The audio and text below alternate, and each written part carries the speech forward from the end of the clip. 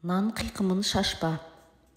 Бірде Ыбырайым пайғамбар Құдайға: «Уа жаратушы ем, өзімді бай еттің, төрт түлігімді сай еттің, алмақтың да салмағы бар деген, мыңғырған малдың сұрауы қиын болама деп қорқамын. Артығын қайтып ал, мен азға қанағат қылайын» дейді. Тәңір оған: «Ей Ыбырайым, берекем қашып, малым сарқылсын десең, бұдан былай нанды отырып емес, аттың үстінде же. Нанның қиқымы шашылып, жерге түссін. Нан рәсуа болса, берекең кетеді.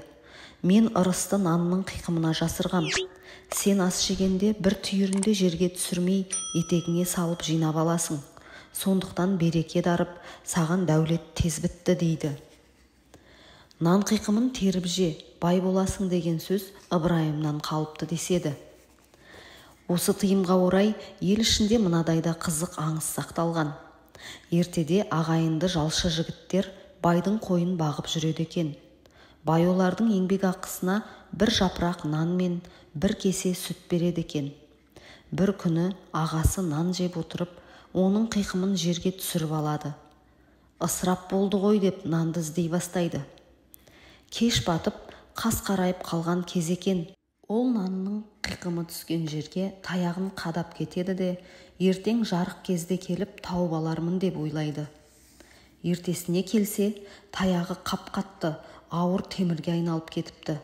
Оны жерден әрең дегенде суырып алады. Қараса, темір дегені алтын екен. Жігіт бір күнде байып шыға келеді. Ертесіне інісі қалай байығанын сұрайды. Ағасы болған жайтты айтып береді. Інісі де ертесіне нанды жерге шашып, қиқым түскен жердің бәріне ағаш қадап кетеді. Таңертең келіп қараса, ағаштары алтынға емес, сом темірге айналыпты. Ниетінде кінәраты бар інісі ақжүрек ағасы сияқты бай бола алмапты.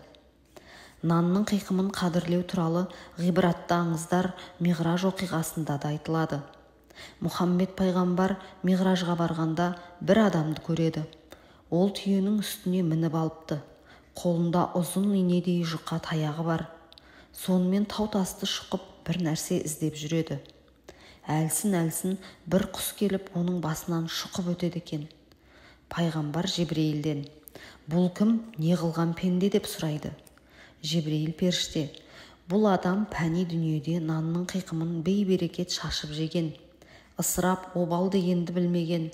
Ысырапшылық үшін Хақ тағала ол адамға махшар алаңында жер бетінде өзі түсірген нанның қиқымын түйенің үстінде тұрып тергізеді» дейді.